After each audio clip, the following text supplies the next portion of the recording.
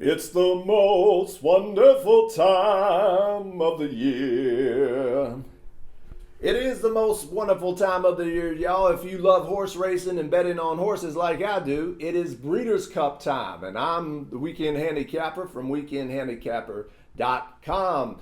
This video, we're going to talk about how to win big on Breeders' Cup Day. But before I do, make sure you hit that like button and subscribe to this YouTube channel if you hadn't already. So what is it about Breeders' Cup that makes it so special and make it one of the most wonderful times of the year? Well, if you're somebody who loves competition, you love the finest horses in the world squaring off against each other, then Breeders' Cup is for you. All around the globe, you got all these horses coming in that earned their way, that earned their right and their spot to race against each other on Breeders' Cup Day. So the competition is amazing. Amazing. And so when competition is that level and all these horses have a chance in the race, that means typically that the odds are going to be pretty good. You won't have really heavy favorites or a few horses that dominate. The fact that so many horses are and their connections are wanting to be a part of Breeders' Cup because one, the purse money, they say it's the richest day in sports.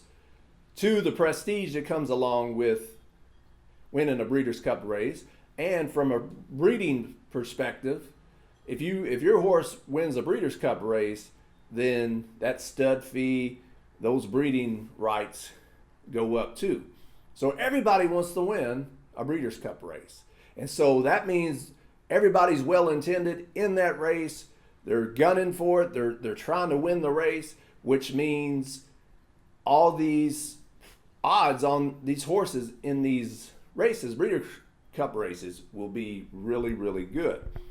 And the fact that so many people want to be a part of the Breeders' Cup races, that means full fields. And we all know the more horses you got, typically the better the odds are and the better the payouts are. So that's another reason why Breeders' Cup Day is one of the most wonderful times of the year, and it can lead to you winning big. So full fields, competitive fields with good odds make it a really good betting opportunity. But speaking of betting, there's no higher achievement than it's like the Mount Everest of handicapping. It's so difficult to handicap the Breeders' Cup cards because they're so tough.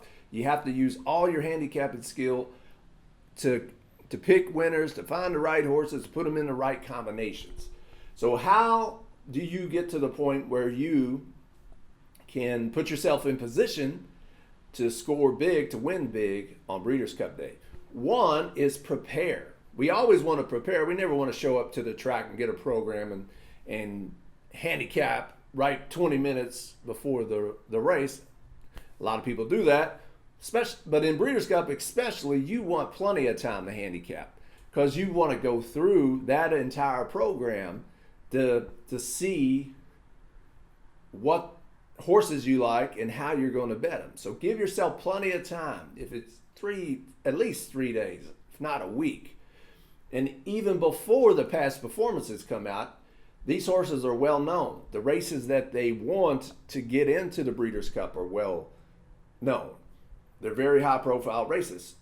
So there is replays that you can watch and articles you can read to kind of familiarize yourself with these contenders long before the past performances come out. So give yourself plenty of time to prepare.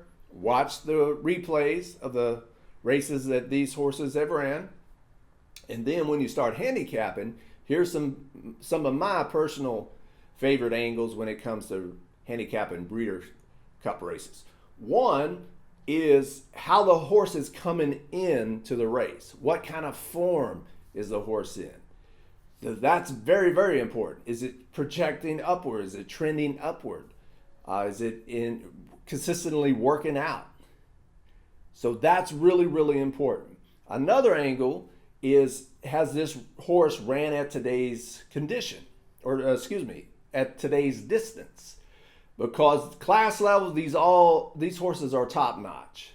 The trainers are top notch. The jockeys are some of the best jockeys in the world. So those, in my opinion, aren't as much a decisive factor. And so you have to look for nuggets that maybe separate the horses. And competitive at today's distance is one of those. So make sure that horse is coming in good form, ready for today's race. Make sure that horse, if that horse has ran at today's distance, give it another plus. Having said that, a lot of these horses have ran at today's distance. They're specialists at today's distance, so it gets tough. But you got to find ways to separate these contenders, and it's very, very difficult because all these contenders are typically really, really good. So that's some of the main handicapping angles that you can use on Breeders' Cup Day. So how do you bet, or what kinds of bets should you make on Breeders' Cup Day? In my opinion, the horses are to bet are really difficult to find. Everybody has a chance. I know I keep saying it, but it's true. Most horses on Breeders' Cup Day have a legitimate chance to win. The odds are going to be good, so please do not skip win bets in favor of all these exotics. I can't tell you how many times people have put together all kinds of combinations. Their tickets just get really crazy expensive, and because they're afraid to leave out certain horses. And if you leave out 2 or 3 horses on a pick 4 ticket or pick 5 ticket or a Superfecta, missing out some combinations, then you're screwed. And so my advice to you would be really get confident in some of these horses that you're going to pick. Watch making too many combinations or afraid to leave too many horses out, because you can always leave a horse out and it's going to beat you on Breeders' Cup Day. So you're much better off protecting your bankroll, getting really confident in the few combinations that you think is going to happen, because if it does come true, then you're really going to profit from it. So win bets for sure. The fact that these races are so competitive, it's so hard to pick a winner. I would say stick with pick 3s, pick 4s, pick 5s, and pick 6s. The multi-race wagers. I prefer them a lot more than exactas, trifectas, and superfectas on Breeders' Cup Day. I will still play some, don't get me wrong, but here's the main reason why.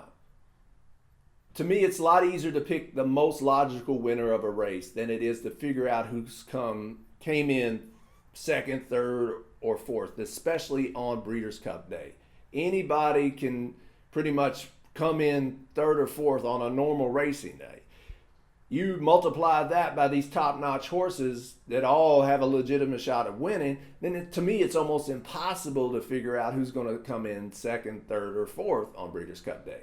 So if you want a nice sound strategy, stick with the pick 3s, pick 4s, pick 5s, pick 6s, and so forth, and try to beat the crowd with those picks, or those contenders.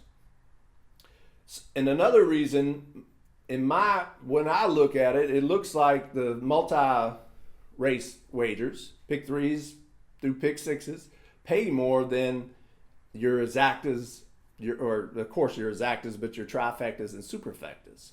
So the payouts are better in multi-race wagers. Plus, add to the fact that I think it's easier to find the winners than it is to try to come up with the third place, fourth place, that sort of thing. So use those handicapping angles I was telling you about. Use those wagering strategies. Tune in to more videos I'll be putting out here at Weekend Handicapper. Go to my website, weekendhandicapper.com. I'll have picks on there and some other useful resources for you. So get out there and enjoy Breeders' Cup. I hope you win big. Best of luck to you. And happy handicapping, smart wagering.